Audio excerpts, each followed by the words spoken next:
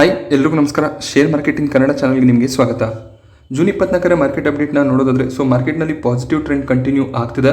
ಸೆನ್ಸೆಕ್ಸ್ನಲ್ಲಿ ಇವತ್ತು 462 ಪಾಯಿಂಟ್ಗಳ ಅಪ್ಸೈಡ್ ನೋಡೋದಕ್ಕೆ ಸಿಕ್ತು. ನಿಫ್ಟಿ ಕೂಡ 142 ಪಾಯಿಂಟ್ ಗೇನ್ನೊಂದಿಗೆ ಕ್ಲೋಸಿಂಗ್ ಅನ್ನ ಕೊಟ್ಟಿದೆ. ನಿಫ್ಟಿ ಈಗ 15,700 ಲೆವೆಲ್ ಅಲ್ಲಿ ಕ್ಲೋಸ್ ಆಗ್ತಿದೆ. ಇವತ್ತು ಕೂಡ ಒಂದು ಬುಲಿಶ್ ಕ್ಯಾಂಡಲ್ ಫಾರ್ಮ್ ಆಗಿದೆ ಚಾರ್ಟ್ ನಲ್ಲಿ. ನೆಕ್ಸ್ಟ್ ವೀಕ್ ಕೂಡ ಇದೇ ರೀತಿಯ ಮೊಮೆಂಟಮ್ ಕಂಟಿನ್ಯೂ ಆದ್ರೆ ನಿಫ್ಟಿ 15,900 ವರೆಗೂ ಹೋಗುವಂತ ಸಾಧ್ಯತೆ ಇರುತ್ತೆ.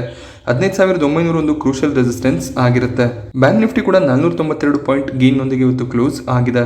ನಿಫ್ಟಿ 50ಯ ಟಾಪ್ ಗೇನರ್ಸ್ ಮತ್ತೆ ಲೂಸರ್ಸ್ ಅನ್ನ ಗಮನಿಸಿದಾಗ ಇವತ್ತು ಕೂಡ ಆಟೋ ಸೆಕ್ಟರ್ ನ ಸ್ಟಾಕ್ ಗಳು ಟಾಪ್ ಗೇನರ್ ಲಿಸ್ಟ್ ಅಲ್ಲಿ ಕಾಣಿಸ್ತಿದೆ. M&M ಮತ್ತೆ ಯೂರೋ ಮೋಟೋಕಾರ್ಪ್ ಒಳ್ಳೆ ಒಂದು ಪಾಸಿಟಿವ್ ಕ್ಲೋಸಿಂಗ್ ಅನ್ನ ಕೊಟ್ಟಿದೆ. ಹಾಗೆ ಇಂಡಸ್ಇಂಡ್ ಬ್ಯಾಂಕ್, ಬಜಾಜ್ ಫೈನಾನ್ಸ್ ಕೂಡ 2% ಗೂ ಹೆಚ್ಚಾಗಿ ಪಾಸಿಟಿವ್ ಸೈಡ್ ಅಲ್ಲಿ ಇವತ್ತು ಕ್ಲೋಸ್ ಆಗಿದೆ. HUL ಅಲ್ಲೂ ಕೂಡ 2% ಗೂ ಹೆಚ್ಚಿನ ಒಂದು ಅಪ್ಸೈಡ್ ಇವತ್ತು ಕಾಣಿಸ್ತಿದೆ. ಟಾಪ್ ಲೂಸರ್ ಸೆಗ್ಮೆಂಟ್ ಅಲ್ಲಿ ಟಾಪ್ 4 ಸ್ಟಾಕ್ಗಳು ನಮಗೆ ಐಟಿ ಸೆಕ್ಟರ್ ಇಂದ ಕಾಣಿಸ್ತಿದೆ. ಐಟಿ ಸೆಕ್ಟರ್ ನಲ್ಲಿ ಮತ್ತೆ ಇವತ್ತು ಕರೆಕ್ಷನ್ ನೋಡೋದಕ್ಕೆ ಸಿಕ್ಕಿದೆ. ಟೆಕ್ ಮಹೀಂದ್ರ, ಇನ್ಫೋಸಿಸ್, TCS ಹಾಗೆ HCL ಟೆಕ್ ಇವತ್ತು ಕರೆಕ್ಟ್ ಆಗಿದೆ. ಹಾಗೆ ಕೋಲ್ ಇಂಡಿಯಾ ಕೂಡ ಇವತ್ತು ನೆಗೆಟಿವ್ ಕ್ಲೋಸಿಂಗ್ ಅನ್ನ ಕೊಟ್ಟಿದೆ. ಸೆಕ್ಟರ್ ವೈಸ್ ನಾವು ಇಂಡೆಕ್ಸ್ ಗಳನ್ನ ಗಮನಿಸಿದಾಗ ಕೇವಲ ನಿಫ್ಟಿ ಐಟಿಯಲ್ಲಿ ಮಾತ್ರ ಇವತ್ತು ನೆಗೆಟಿವ್ ಕ್ಲೋಸಿಂಗ್ ನೋಡೋದಕ್ಕೆ ಸಿಕ್ಕಿದೆ. ಆಲ್ಮೋಸ್ಟ್ 1% ಡೌನ್ ಸೈಡ್ ಅಲ್ಲಿ ನಿಫ್ಟಿ ಐಟಿ ಕ್ಲೋಸ್ ಆಗಿದೆ. 2.5% ನಷ್ಟು ಅಪ್ಸೈಡ್ ನಿಫ್ಟಿ ಮೀಡಿಯಾ ಇಂಡೆಕ್ಸ್ ಅಲ್ಲಿ ಕಾಣಿಸ್ತಿದೆ. ಎಕ್ಸೆಂಚರ್ ನಿನ್ನೆ ಒಳ್ಳೆ ಒಂದು Q3 ರಿಸಲ್ಟ್ ಅನ್ನ ಡಿಕ್ಲೇರ್ ಮಾಡಿದ್ರು. ಈ ಒಂದು ರಿಸಲ್ಟ್ ನ ಬೇಸಿಸ್ ಮೇಲೆ ಇಂಡಿಯನ್ ಐಟಿ ಕಂಪನಿಗಳನ್ನ ಬ್ರೋಕರೇಜ್ಗಳು ಚೂಸ್ ಮಾಡಿದ್ದಾರೆ. ಆಮ್ಕೆ ಗ್ಲೋಬಲ್ ಇನ್ಕ್ರಿಮೆಂಟಲ್ ಆರ್ಡರ್ ಅಲ್ಲಿ ಸ್ಟಾಕ್ ಅನ್ನ ಪಿಕ್ ಮಾಡಿದರೆ ಲಾರ್ಜ್ ಕ್ಯಾಪ್ ಸೆಗ್ಮೆಂಟ್ ಅಲ್ಲಿ ಅವರು ಮೊದಲನೇ ಆದ್ಯತೆಯನ್ನ ಇನ್ಫೋಸಿಸ್ಗೆ ಕೊಡ್ತಿದ್ದಾರೆ. ಅದಾದ್ಮೇಲೆ HCL tech, Wipro, tech Mahindra ಹಾಗೆ ಕೊನೆಯದಾಗಿ TCS ಅನ್ನ ಚೂಸ್ ಮಾಡಿದ್ದಾರೆ. ಸೊ ಮಿಡ್ ಕ್ಯಾಪ್ ಅಲ್ಲಿ ಮೊದಲನೇ ಆದ್ಯತೆಯನ್ನ ಇವರು ಮೈಂಟ್ರಿಗೆ ಕೊಡ್ತಿದ್ದಾರೆ. ಅದಾದ್ಮೇಲೆ L&T, ಇನ್ಫೋಟೆಕ್, ಸೊ 2 ಕಂಪನಿಗಳು ಮರ್ಜ್ ಆಗ್ತಿದಾವೆ. ಸೊ ಎರಡರಲ್ಲಿ ಯಾವ್ದನ್ನ ಬೇಕಾದ್ರೂ ಚೂಸ್ ಮಾಡ್ಕೋಬಹುದು. ಹಾಗೆ ನೆಕ್ಸ್ಟ್ ಇವರು emphasis, first source solution, persistent system, Birla soft ಹಾಗೆ ಎಕ್ಲೆರಿಕ್ ಸರ್ವಿಸಸ್ ಅನ್ನು ಕೂಡ ಚೂಸ್ ಮಾಡಿದ್ದಾರೆ. ಹಾಗೆ ಮೋತಿಲಾಲ್ ಓಸ್ವಾಲ್ ಕೇವಲ ಲಾರ್ಜ್ ಕ್ಯಾಪ್ ಸ್ಟಾಕ್ ಗಳನ್ನ ರೆಕಮೆಂಡ್ ಮಾಡ್ತಿದ್ದಾರೆ. ಇನ್ಫೋಸಿಸ್, HCL ಟೆಕ್ ಹಾಗೆ TCS ಇವರ ಟಾಪ್ ಪಿಕ್ಸ್ ಆಗಿರುತ್ತೆ. ಹಾಗೆ ಎಡೆಲ್ವಿಸ್ ಕೂಡ ಲಾರ್ಜ್ ಕ್ಯಾಪ್ ಮತ್ತೆ ಮಿಡ್ ಕ್ಯಾಪ್ ಎರಡರಲ್ಲೂ ಕೂಡ ಸ್ಟಾಕ್ ಗಳನ್ನ ಪಿಕ್ ಮಾಡಿದ್ದಾರೆ. ಲಾರ್ಜ್ ಕ್ಯಾಪ್ ಸೆಗ್ಮೆಂಟ್ ಅಲ್ಲಿ ಇವರ ಫಸ್ಟ್ ಪ್ರಿಫರೆನ್ಸ್ HCL ಆಗಿರುತ್ತೆ. ಅದಾದ್ಮೇಲೆ ಇವರು ಇನ್ಫೋಸಿಸ್ ಮತ್ತೆ TCS ಅನ್ನ ಚೂಸ್ ಮಾಡ್ಕೊಂಡಿದ್ದಾರೆ. ಮಿಡ್ ಕ್ಯಾಪ್ ಸೆಗ್ಮೆಂಟ್ ಅಲ್ಲಿ ಇವರು ಕೋಫೋರ್ಜ್, L&T ಇನ್ಫೋಟೆಕ್ ಹಾಗೆ ಮೈಂಟ್ರಿ ಅನ್ನ ಸೆಲೆಕ್ಟ್ ಮಾಡ್ಕೋತಿದ್ದಾರೆ. ಹಾಗೆ ಸ್ಮಾಲ್ ಕ್ಯಾಪ್ ಸೆಗ್ಮೆಂಟ್ ಅಲ್ಲಿ ಜೆನ್ಸರ್, ಬಿರ್ಲಾ ಸಾಫ್ಟ್ ಹಾಗೆ ಫಸ್ಟ್ ಸೋರ್ಸ್ ಇವರ ಒಂದು ಸೆಲೆಕ್ಷನ್ ಆಗಿರುತ್ತೆ. ನೀವು 3 ಬ್ರೋಕರೇಜ್ ಗಳ ಪ್ರಿಫರೆನ್ಸ್ ಗಳನ್ನ ಗಮನಿಸಿದಾಗ ಇನ್ಫೋಸಿಸ್ ಎಲ್ಲರೂ ಕೂಡ ಸೆಲೆಕ್ಟ್ ಮಾಡ್ತಿದ್ದಾರೆ. ಸೊ ನೀವು ಹೊಸದಾಗಿ ಇನ್ವೆಸ್ಟ್ಮೆಂಟ್ ಅನ್ನ ಸ್ಟಾರ್ಟ್ ಮಾಡಬೇಕು ಅಂತಿದ್ದಾಗ ಇನ್ಫೋಸಿಸ್ ಅನ್ನ ಚೂಸ್ ಮಾಡ್ಕೋಬಹುದಾಗುತ್ತೆ. ಎಕ್ಸೆಂಚರ್ ಒಳ್ಳೆ ಒಂದು ರಿಸಲ್ಟ್ ಅನ್ನ ಡಿಕ್ಲೇರ್ ಮಾಡಿದ್ರು, ಬಟ್ ಇವರ ಅಟ್ರಿಷನ್ ರೇಟ್ ತುಂಬಾನೇ ಜಾಸ್ತಿ ಆಗ್ತಿದೆ. Q2 ಗೆ ಕಂಪೇರ್ ಮಾಡಿದಾಗ Q3 ನಲ್ಲಿ ಅಟ್ರಿಷನ್ ಜಾಸ್ತಿ ಆಗಿದೆ. ಅಟ್ರಿಷನ್ ಅಂದ್ರೆ ಕಂಪನಿಯ ಎಂಪ್ಲಾಯೀಸ್ ಕಂಪನಿಯನ್ನ ಬಿಟ್ಟು ಬೇರೆ ಕಡೆ ಹೋಗೋದು. ಸೊ ಇದನ್ನ ನಾವು ಅಟ್ರಿಷನ್ ಅಂತೀವಿ. ಸೊ ಈ ರೀತಿಯಲ್ಲಿ ಅಟ್ರಿಷನ್ ರೇಟ್ಸ್ ಗಳು ಜಾಸ್ತಿ ಆಗ್ತಾ ಹೋದಾಗ ಎಕ್ಸೆಂಚರ್ ಆಗಲಿ, ಬೇರೆ ಐಟಿ ಕಂಪನೀಸ್ ಆಗಲಿ ಬೇರೆ ಎಂಪ್ಲಾಯೀಸ್ ಗಳನ್ನ ಹೈರ್ ಮಾಡಬೇಕಾಗುತ್ತೆ. ಅಲ್ಲಿ ಅವರಿಗೆ ಕಾಸ್ಟ್ ತುಂಬಾ ಜಾಸ್ತಿ ಆಗುತ್ತೆ. ಹಾಗೆ ಇವತ್ತು ಕೂಡ FII ಸೆಲ್ಲಿಂಗ್ ಅನ್ನ ಕಂಟಿನ್ಯೂ ಮಾಡಿದ್ದಾರೆ. ನೆಟ್ ಸೆಲ್ಲಿಂಗ್ ನಮಗೆ 2,353 ಕೋಟಿ ನೋಡೋದಕ್ಕೆ ಸಿಗ್ತಿದೆ. DIS ಆಸ್ ಯೂಶುವಲ್ ಬೈಯಿಂಗ್ ಅನ್ನೇ ಮಾಡ್ತಿದ್ದಾರೆ. ಇವತ್ತು DIS 2,213 ಕೋಟಿ ಅಮೌಂಟ್ ನಷ್ಟು ಶೇರ್ಗಳನ್ನ ಬೈ ಮಾಡ್ಕೊಂಡಿದ್ದಾರೆ. ಯೂರೋ ಮೋಟೋಕಾರ್ಪ್ ತಮ್ಮ ವೆಹಿಕಲ್ ಪ್ರೈಸಸ್ ಅನ್ನ ಜುಲೈ 1ರಿಂದ ಹೆಚ್ಚು ಮಾಡಬೇಕು ಅಂತ ಇದ್ದಾರೆ. ಸೊ ವೆಹಿಕಲ್ ನ ಬೇಸಿಸ್ ಮೇಲೆ ಪ್ರೈಸ್ ಜಾಸ್ತಿ ಆಗೋದು ಕಾಣಿಸುತ್ತೆ. ಮ್ಯಾಕ್ಸಿಮಮ್ 3,000 ರೂಪಾಯಿವರೆಗೂ ಪ್ರೈಸಸ್ ಜಾಸ್ತಿ ಆಗೋದು ಕಾಣಿಸುತ್ತೆ. ಇನ್ಫ್ಲೇಷನ್ ಜಾಸ್ತಿ ಆಗ್ತಿದೆ, ಹಾಗೆ ಇನ್ಪುಟ್ ಕಾಸ್ಟ್ ಕೂಡ ಜಾಸ್ತಿ ಆಗ್ತಿರೋದ್ರಿಂದ ಯೂರೋ ಮೋಟೋಕಾರ್ಪ್ ಈ ಒಂದು ಡಿಸಿಷನ್ ಅನ್ನ ತಗೊಂಡಿದ್ದಾರೆ. ಹಾಗೆ ರೂರಲ್ ಸೆಗ್ಮೆಂಟ್ ಅಲ್ಲಿ 2 ವೀಲರ್ ವೆಹಿಕಲ್ಸ್ಗೂ ಕೂಡ ತುಂಬಾನೇ ಡಿಮಾಂಡ್ ಇದೆ. ಸೊ ಈ ಒಂದು ಡಿಮಾಂಡ್ ನ ಯೂಸೇಜ್ ಅನ್ನು ಅವರು ಪಡ್ಕೋಬೇಕು ಅಂತ ಪ್ರೈಸಸ್ ಅನ್ನ ಜಾಸ್ತಿ ಮಾಡಿದ್ದಾರೆ. ಸೊ ಈ ಒಂದು ಪ್ರೈಸ್ ಹೈಕ್ ನ ನ್ಯೂಸ್ ನಿಂದ ಸ್ಟಾಕ್ ಅಲ್ಲಿ ಒಳ್ಳೆ ಒಂದು ಮೊಮೆಂಟಮ್ ಇವತ್ತು ನೋಡೋದಕ್ಕೆ ಸಿಕ್ಕಿದೆ. ನಿನ್ನೆ ಕೂಡ 4% ಅಪ್ಸೈಡ್ ಅಲ್ಲಿ ಯೂರೋ ಮೋಟೋಕಾರ್ಪ್ ಕ್ಲೋಸಿಂಗ್ ಅನ್ನ ಕೊಟ್ಟಿತ್ತು. ಸೊ ಇವತ್ತು ಕೂಡ ಆಲ್ಮೋಸ್ಟ್ 3% ಅಪ್ಸೈಡ್ ಕಾಣಿಸ್ತಿದೆ. ONGC ಸಬ್ಸಿಡರಿ ಆಗಿರುವಂತಹ ONGC ವಿದೇಶ್ ಕೊಲಂಬಿಯಾದಲ್ಲಿ ಒಂದು ಆಯಿಲ್ ವೆಲ್ ಅನ್ನ ಡಿಸ್ಕವರ್ ಮಾಡಿದ್ದಾರೆ. ಸೊ ಈ ಒಂದು ಆಯಿಲ್ ವೆಲ್ ನಲ್ಲಿ ಇವರು ಇನ್ಮುಂದೆ ಆಯಿಲ್ ಅನ್ನ ಡ್ರಿಲ್ ಮಾಡ್ತಾರೆ. ONGC ವಿದೇಶ್ ಅನ್ನುವಂತಹ ಸಬ್ಸಿಡರಿ ಇಂಡಿಯಾ ಬಿಟ್ಟು ಬೇರೆ ದೇಶಗಳಲ್ಲಿ ಈ ರೀತಿಯ ಆಯಿಲ್ ಡ್ರಿಲ್ಲಿಂಗ್ ಅನ್ನ ನಡೆಸ್ತಾರೆ. ಸೊ ಅವರು ಎಲ್ಲೆಲ್ಲಿ ಆಯಿಲ್ ನ ನಿಕ್ಷೇಪಗಳು ಸಿಗುತ್ತೆ ಅಲ್ಲಿಂದ ಅವರು ಆಯಿಲ್ ಡ್ರಿಲ್ಲಿಂಗ್ ಅನ್ನ ಮಾಡ್ತಾರೆ. ಸೊ ಕ್ರೂಡ್ ಆಯಿಲ್ ನ ಪ್ರೈಸಸ್ ಮೇಲೆ ONGC ಶೇರ್ ಪ್ರೈಸ್ ಡಿಪೆಂಡ್ ಆಗುತ್ತೆ. ಕ್ರೂಡ್ ಆಯಿಲ್ ಪ್ರೈಸಸ್ ಜಾಸ್ತಿ ಆಗ್ತಾ ಹೋದಾಗ ONGC ಕೂಡ ಚೆನ್ನಾಗಿ ಪರ್ಫಾರ್ಮ್ ಮಾಡುತ್ತೆ. ಅಕಸ್ಮಾತ್ ಕ್ರೂಡ್ ಆಯಿಲ್ ನ ಪ್ರೈಸಸ್ ನಲ್ಲಿ ಫಾಲ್ ಬಂದ್ರೆ ONGC ಶೇರ್ ಅಲ್ಲೂ ಕೂಡ ನಮಗೆ ಫಾಲ್ ನೋಡೋದಕ್ಕೆ ಸಿಗುತ್ತೆ. ಹಾಗೆ PSU ಕಂಪನಿ ಆಗಿರುವಂತಹ ಇಂಡಿಯನ್ ಆಯಿಲ್ ಬೋನಸ್ ಶೇರ್ಗಳನ್ನ ಡಿಕ್ಲೇರ್ ಮಾಡಿದ್ರು. ಸೊ ಆ ಒಂದು ಬೋನಸ್ ಇಶ್ಯೂಗೆ ಜುಲೈ 1 ರೆಕಾರ್ಡ್ ಡೇಟ್ ಆಗಿರುತ್ತೆ. ಸೊ ನಿಮಗೆ ಜೂನ್ 30 ಎಕ್ಸ್ ಡೇಟ್ ಆಗುತ್ತೆ. ಜೂನ್ 30ಕ್ಕೆ ಸ್ಟಾಕ್ ಪ್ರೈಸ್ ನಮಗೆ ಕರೆಕ್ಟ್ ಆಗುತ್ತೆ. 75 ರೂಪಾಯಿ ಹತ್ರ ಇಂಡಿಯನ್ ಆಯಿಲ್ ಕಾರ್ಪೊರೇಷನ್ ಟ್ರೇಡ್ ಆಗೋದಕ್ಕೆ ಸ್ಟಾರ್ಟ್ ಆಗುತ್ತೆ. ಏನಕ್ಕೆ ಇದು 2:1 ಬೋನಸ್ ಆಗಿರುತ್ತೆ. ಯಾರ ಹತ್ರ ಆದ್ರೂ ಇಂಡಿಯನ್ ಆಯಿಲ್ ನ 2 ಶೇರ್ಸ್ ಇದ್ರೆ ನಿಮಗೆ 1 ಶೇರ್ ಬೋನಸ್ ಆಗಿ ಸಿಗುತ್ತೆ. ಸೊ 30ನೇ ತಾರೀಕುವರೆಗೂ ನೀವು ಸ್ಟಾಕ್ ಅನ್ನ ಹೋಲ್ಡ್ ಮಾಡಬೇಕಾಗುತ್ತೆ. ಹಾಗೆ 30ನೇ ತಾರೀಕಿನಲ್ಲಿ ಪ್ರೈಸ್ ಅಡ್ಜಸ್ಟ್ಮೆಂಟ್ ಆಗುತ್ತೆ. ಸೊ 2:1 ಬೋನಸ್ ಇರೋದ್ರಿಂದ 33% ನಷ್ಟು ಸ್ಟಾಕ್ ಪ್ರೈಸ್ ನಲ್ಲಿ ಕರೆಕ್ಷನ್ ಬರುತ್ತೆ.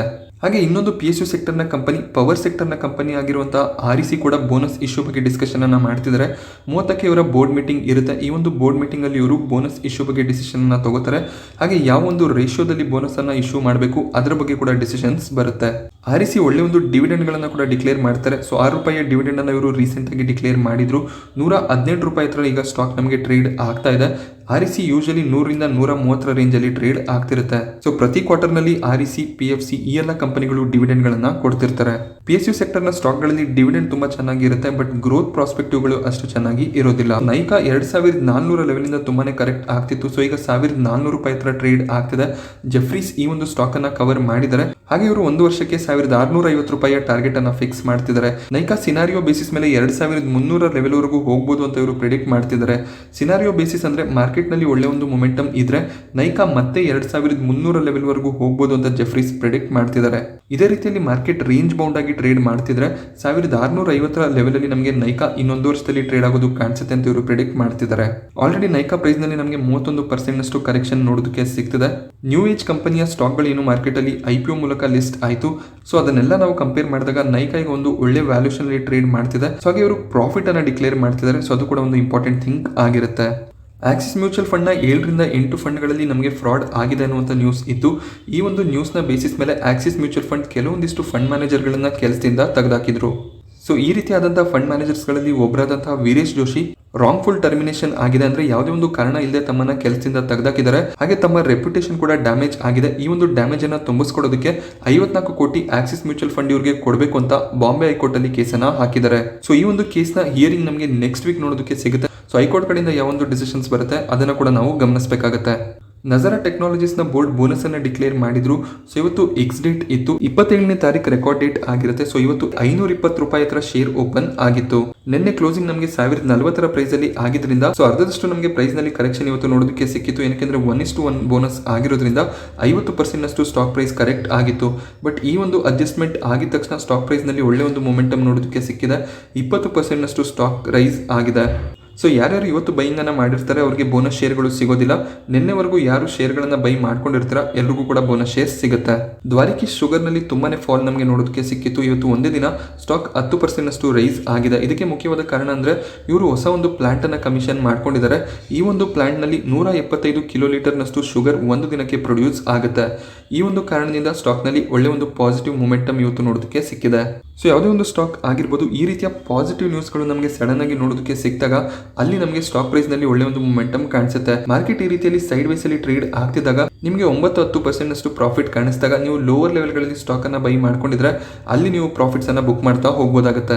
ಹಾಗೆ IT ಸೆಕ್ಟರ್ ನ ಸ್ಟಾಕ್ ಗಳಲ್ಲೂ ಕೂಡ ಅಷ್ಟೇ ಜುಲೈನಲ್ಲಿ ರಿಸಲ್ಟ್ ಇರೋದ್ರಿಂದ ಒಳ್ಳೆ ಒಂದು ಮೊಮೆಂಟಮ್ ನಮಗೆ ನೋಡೋದಕ್ಕೆ ಸಿಗಬಹುದು. ಅಕಸ್ಮಾತ್ ಬ್ರೋಕರೇಜ್ಗಳು ಒಳ್ಳೆ ಒಂದು ಪ್ರಾಫಿಟ್ ಮತ್ತೆ ರೆವೆನ್ಯೂ ಪ್ರಿಡಿಕ್ಷನ್ ಅನ್ನ ಮಾಡಿ IT ಕಂಪನಿಗಳು ಆ ಒಂದು ಎಕ್ಸ್ಪೆಕ್ಟೇಷನ್ ಅನ್ನ ಮೀಟ್ ಆದ್ರೆ ಖಂಡಿತವಾಗ್ಲೂ IT ಸೆಕ್ಟರ್ ನ ಸ್ಟಾಕ್ ಗಳಲ್ಲಿ ಮೊಮೆಂಟಮ್ ಕಾಣಿಸುತ್ತೆ. ಆ ಒಂದು ಮೊಮೆಂಟಮ್ ಅಲ್ಲಿ ಲೋವರ್ ಲೆವೆಲ್ ಅಲ್ಲಿ ಏನು ಸ್ಟಾಕ್ ಗಳನ್ನ ಬೈ ಮಾಡ್ತಿರ್ತೀರಾ ಅದರಲ್ಲಿ ನೀವು ಪ್ರಾಫಿಟ್ಸ್ ಅನ್ನ ಬುಕ್ ಮಾಡಬೇಕಾಗುತ್ತೆ. ಯಾಕೆಂದ್ರೆ ರಿಸೆಷನ್ ನ ಭಯ ಇರೋದ್ರಿಂದ ಮತ್ತೆ ನಮಗೆ IT ಸೆಕ್ಟರ್ ನ ಸ್ಟಾಕ್ ಗಳಲ್ಲಿ ಫಾಲ್ ನೋಡೋದಕ್ಕೆ ಸಿಗಬಹುದು. ರಿಸಲ್ಟ್ ಗೂ ಮುಂಚೆ IT ಸೆಕ್ಟರ್ ನ ಸ್ಟಾಕ್ ಗಳು ಚೆನ್ನಾಗಿ ಪರ್ಫಾರ್ಮ್ ಮಾಡುತ್ತೆ. ಒಂದ್ಸರಿ ರಿಸಲ್ಟ್ ಬಂದ್ಮೇಲೆ ಮತ್ತೆ ಸ್ಟಾಕ್ ನಲ್ಲಿ ಕರೆಕ್ಷನ್ ಕಾಣಿಸುತ್ತೆ. ಸೊ ರಿಸಲ್ಟ್ ಗೂ ಮುಂಚೆ ಒಳ್ಳೆ ಒಂದು ಮೊಮೆಂಟಮ್ ನಿಮಗೆ ಯಾವುದೇ ಒಂದು ಸ್ಟಾಕ್ ಅಲ್ಲಿ ಕಾಣಿಸಿದ್ರೆ ಅಲ್ಲಿ ನೀವು ಪ್ರಾಫಿಟ್ಸ್ ಅನ್ನ ಬುಕ್ ಮಾಡ್ಕೋಬಹುದಾಗುತ್ತೆ. ಸೊ ಸ್ಟಾಕ್ ಮಾರ್ಕೆಟ್ ನ ಬಗ್ಗೆ ಇವತ್ತು ನಾನು ನಿಮಗೆ ಕೊಟ್ಟಂತ ಮಾಹಿತಿ ಇಷ್ಟ ಆದ್ರೆ ವಿಡಿಯೋನ ಲೈಕ್ ಮಾಡಿ. ಹಾಗೆ ಇದೇ ರೀತಿಯ ಮಾರ್ಕೆಟ್ ಅಪ್ಡೇಟ್ಸ್ ಗಳಿಗೋಸ್ಕರ ಚಾನಲ್ ನ ಸಬ್ಸ್ಕ್ರೈಬ್ ಮಾಡೋದು ಮರಿಬೇಡಿ. Thank you friends.